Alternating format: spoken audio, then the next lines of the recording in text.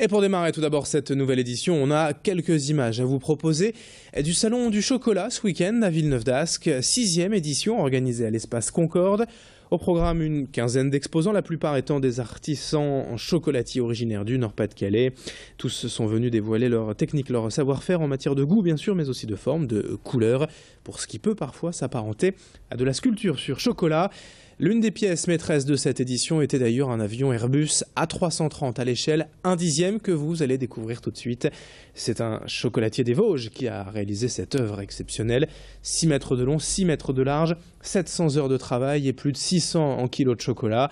Fanny Bourdillon était à ce salon ce week-end à Villeneuve-d'Ascq pour rencontrer l'artisan sculpteur à l'origine de cette pièce maîtresse. Cette œuvre, c'est un Airbus A330 à l'échelle 1/10, qui était une reproduction qui a été faite pour le Salon du Chocolat de Paris en 2013. Aujourd'hui, il a atterri à Villeneuve-d'Ascq. Bon, on l'a amené un petit peu pour ça, que ce soit la star, et puis surtout que ça attire le plus grand nombre de visiteurs possible, parce que ce Salon du Chocolat est créé pour une œuvre bienfaisante pour les enfants.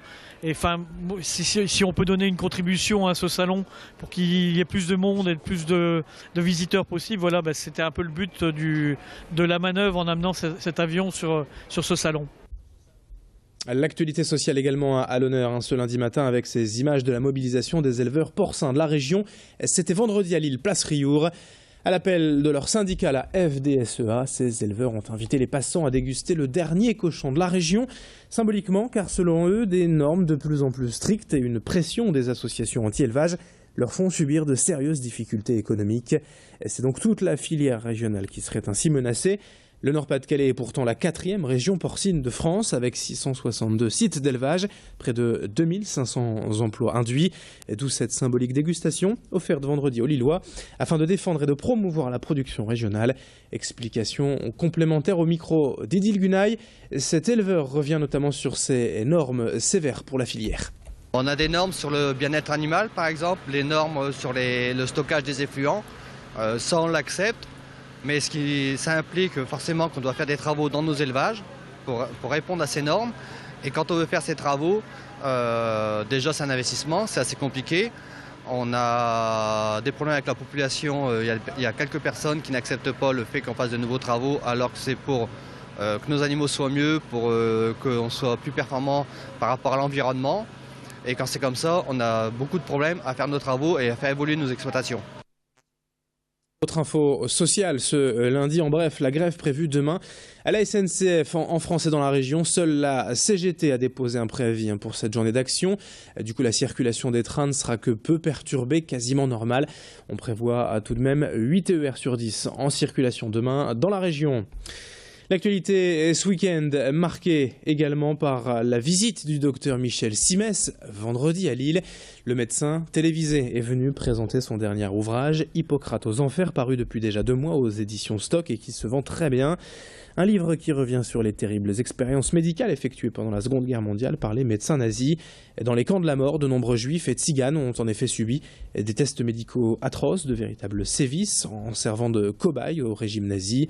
Michel Simès se sent d'autant plus concerné par la question que ses 2 grands-pères ont péri au camp d'Auschwitz. C'est un lieu qu'il a lui-même visité il y a 8 ans et c'est un voyage de mémoire qui lui a donné envie d'en savoir plus sur ces médecins de l'horreur. Idil Gunaï et Rémi Pem ont pu rencontrer le docteur Simès vendredi au Furet du Nord.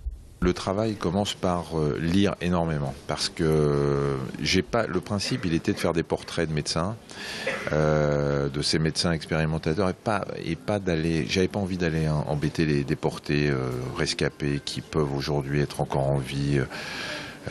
D'abord parce que je pense que 70 ans après les souvenirs s'estompent, que c'est compliqué, je voulais pas leur faire revivre ce genre de choses et donc grâce aux archives, grâce aux rapports et puis grâce surtout à un livre incroyable que j'ai trouvé qui est Croix gammée contre Caducée, qui a été écrit par un médecin qui a suivi tout le procès des médecins de Nuremberg, un médecin français militaire. J'avais toute la matière, donc pendant 1 an pratiquement j'ai lu que ça. On enchaîne avec la traditionnelle question du jour. Grand Lille TV Métropolis en ce lundi 9 mars. On est jour pour jour, 2 mois après cette série d'attentats terroristes en France, notamment contre l'hebdomadaire satirique Charlie Hebdo. Alors 2 mois après, la question est simple. Êtes-vous toujours Charlie? Vous sentez-vous toujours pris à partie par la défense de la liberté d'expression, la liberté de la presse? Comme d'habitude, vos réponses attendues sur laquestiondujour.net et via les Facebook officiels Grand Lille TV Métropolis. Quelques résultats de sport en bref avant la traditionnelle chronique de notre consultant Guillaume Van der Schaag en fin de matinée. Je vous rappelle la victoire 1-0 du LOSC à Guingamp ce week-end en football en Ligue 1.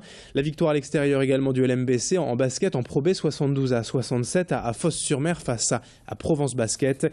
Et puis en rugby, victoire du LMR hier après-midi à domicile face à Montluçon 35-15. On parle de rugby de Fédéral 1. 7h21 en direct sur Grand Lille TV. L'info continue, bien sûr. Dans un instant, la météo et l'infotrafic à suivre, avec pas mal de ralentissements attendus du côté de l'Équin vers les 5 voies de Ronchin, le périphérique sud, avec un accident actuellement vers Paris. A tout de suite.